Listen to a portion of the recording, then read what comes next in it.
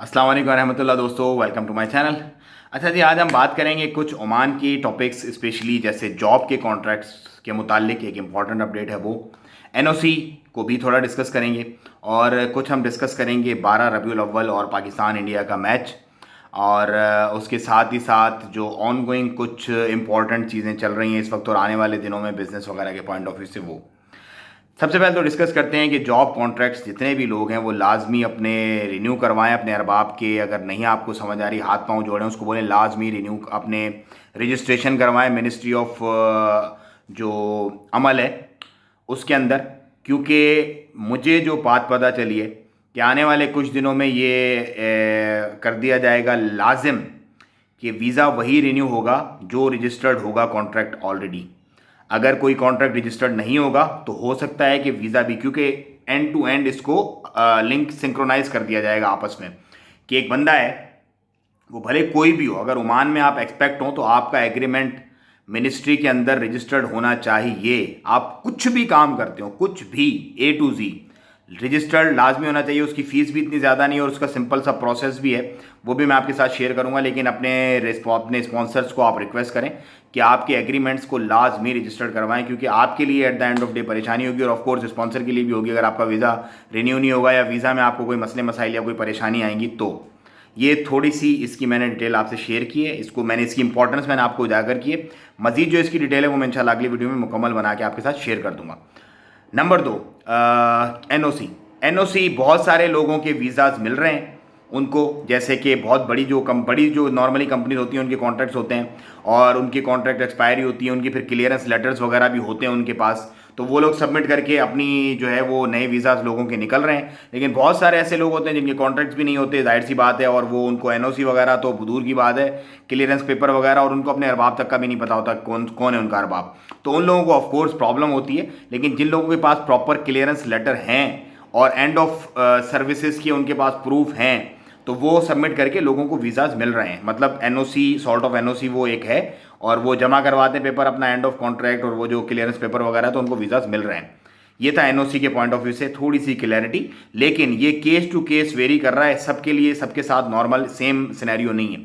कुछ केसेस में सिनेरियो जो मैंने बताया वो नंबर 1 है, कुछ सिनेरियो नंबर 2 है। नंबर 3, रबीउल अव्वल। रबीउल अव्वल को जिस तरीके से मनाया गया है इस वक्त पाकिस्तान में, बहुत डिफरेंट डिफरेंट वीडियोस मैंने देखी। कोई परी वाली आ रही है, कोई डांस कर रहे हैं लोग, कोई नाच गाने चल रहे हैं। तो भाई मेहरबानी करो, खुदा का वास्ता यार, ये जो इतना बड़ा दिन है इसकी फजीलत जो है वो अनबयानेबल है। इसको इस तरह से अपने गुनाहों, अपने ऊपर और गुनाह डाल के खुदारा ना करें आप लोग। जो भी बंदा अपने मोहल्ले में देखता है, असल में लोग खामोश रहते हैं, बोलते नहीं है, बोलना चाहिए। आपको ईमान की 3 ताकतें, हाथ से रोक सकते हैं तो हाथ से रोकें, और इस तरह की बिदात को हाथ से रोकना चाहिए। जब आप देख रहे हो आपके बच्चे इस तरह की गलीज हरकतें कर रहे हैं, रबीउल अव्वल के नाम पे नाच गाना चल रहा है, तो आपको उसको हाथ से रोकना चाहिए। अगर हाथ से नहीं रोक सकते तो ज़बान से कम ज़रूर कह दो यार ये गलत है भाई, नहीं करो ये। अब वो मुल्तान के अंदर परी को घुमा रहे, गैर मुहर्रम गैर महरम को आपने देखना ही नहीं है। वो उन्होंने चौक के अंदर बिठाया हुआ है, रेड़ा था, पता नहीं क्या चीज़ थी वो, और उस परी को वो पूरे शहर का उन्होंने चक्कर दिलवाया। नौजवान लड़की है वो। अब इस तरह की बिद्दतें अगर होंगी तो फिर तो दुनिया में क्या इंप्रेशन जाएगा। तो इसको थोड़ा सा आप लोग अवॉइड करें, ख्याल रखें।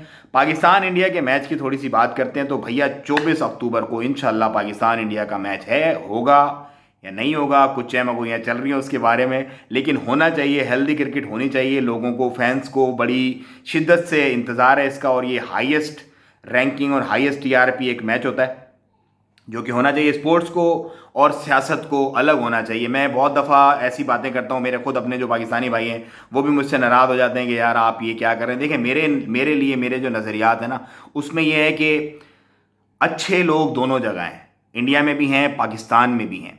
लेकिन ये जो सियासत बीच में इन्वॉल्वमेंट हो जाती है ना, इससे फिर मामला ख़राब हो जाते हैं। हर इंसान जो इस दुनिया में आया, वो कश्मीर का बंदा हो, फ़लस्तीन का बंदा हो, वो कहीं का भी रिहायशी हो, उसको एक आज़ादी के साथ जीने का हक है। तो हर बंदे को खुश रहना चाहिए और इस तरह के जो मौक़े हैं उसको खुशियाँ बांटनी चाहिए और होने देना चाहिए। जो लोग इसकी मुखालफत कर रहे हैं ज़्यादातर इंडिया में पॉलिटिकली, उनको ये नहीं करना चाहिए। इंडिया और पाकिस्तान का मैच होना चाहिए, एक हेल्दी क्रिकेट होनी चाहिए, मेरी तो ये राय। बाकी मैं कोशिश करूंगा कि मज़ीद लोगों की भी राय, यहाँ से जो दूसरे देखने वाले हैं तमाम मुल्कों की, उनकी भी वीडियो एक लेके मैं आप लोगों के साथ शेयर करूंगा। बस यही था। बाकी मैं 2 दिन था नहीं, थोड़ा बिजी था, वीडियो बना नहीं सका। अब इंशाल्लाह कोशिश करूँगा टाइम टू टाइम मैं आप लोगों को अपडेट्स जो है वो देता रहूँ। मुझे तो इजाज़त, दुआओं में याद रखें अपना और अपनों का बहुत ख्याल रखिएगा। अस्सलाम वालेकुम रहमतुल्लाह।